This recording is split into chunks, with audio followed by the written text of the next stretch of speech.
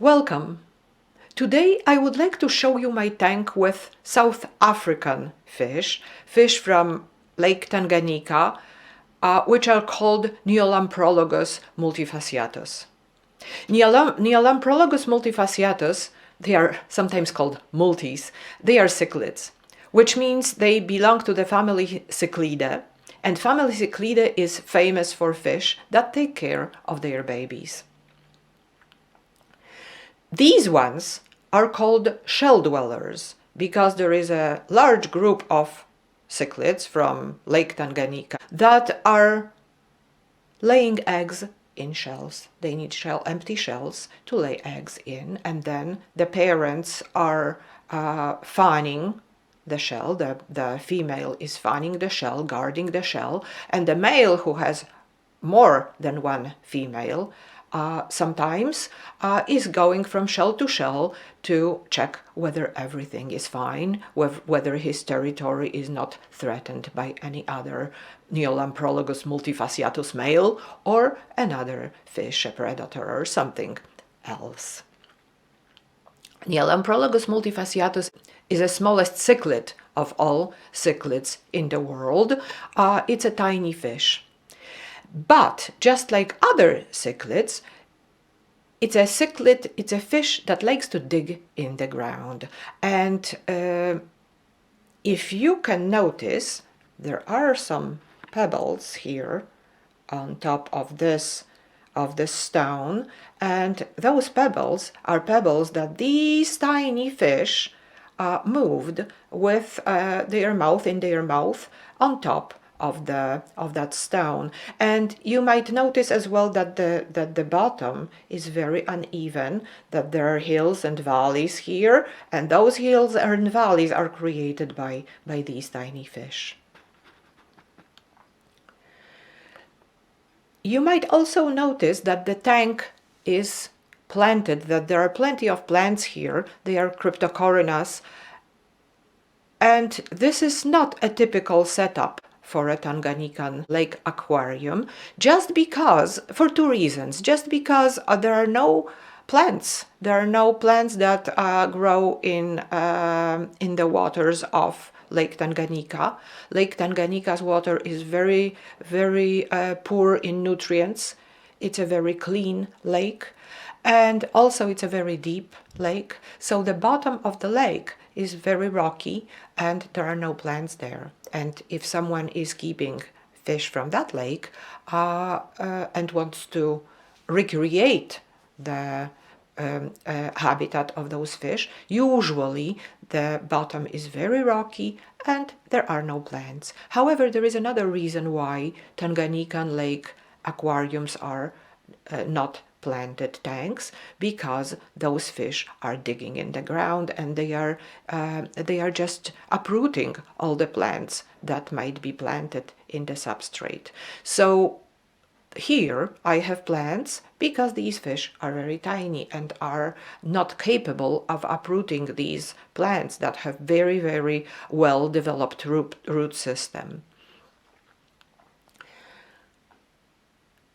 And sometimes, if someone wants to have a plant in a Tanganyikan aquarium, might plant a plant in a pot and secure the pot and the substrate in it with a stone heavy enough for the fish not to be able to lift, to move, but even then, very often fish would be just tearing the leaves, and the plant very often do not survive in those tanks.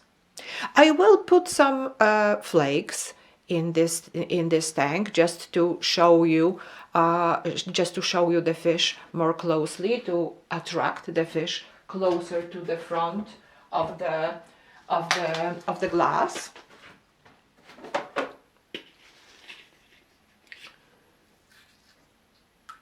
Okay.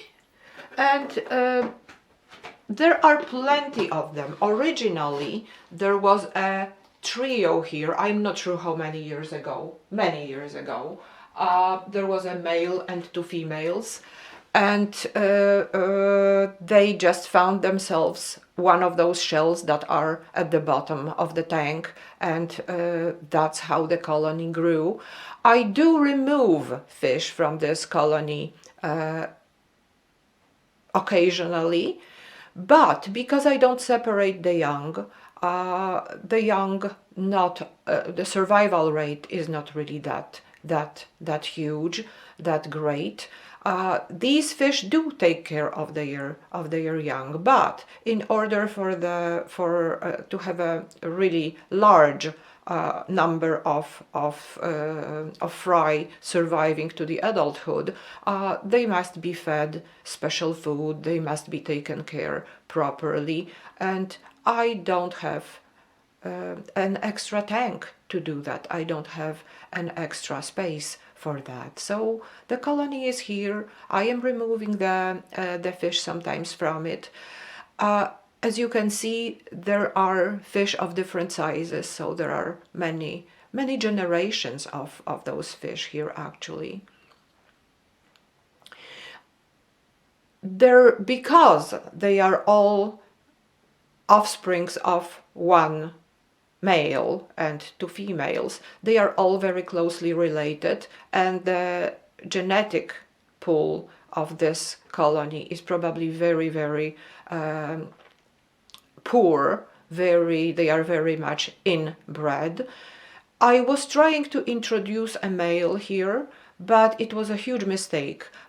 The male was attacked by the foreign male was attacked by the males that are here, and because the pecking order here and the hierarchy is already established here, so introducing a new male was a huge mistake.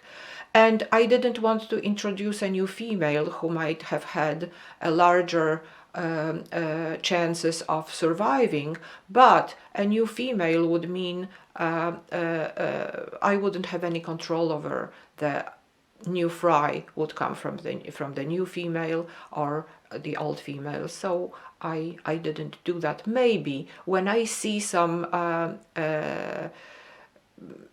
deformations like lack of fins or that the fish that are hatching from the eggs are really sick and deformed, I might take a few females to a separate tank and then buy a male for them and start a colony from new and start a colony in that way.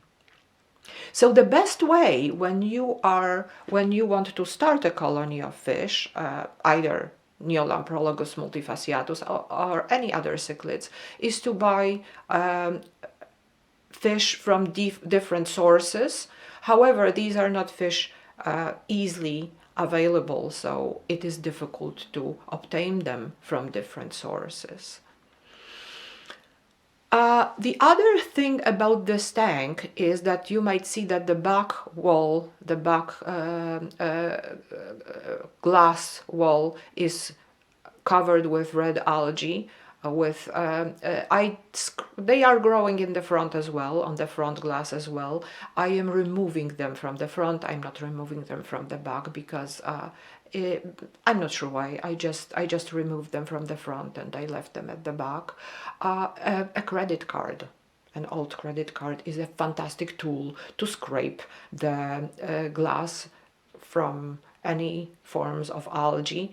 It is a difficult task. I used to use a ruler to do that, a school ruler, but it was not, the plastic was not hard enough. A credit card is fantastic to do that. So that's one tip for you if you have a tank and you have algae on the glass and you don't know how to scrape them.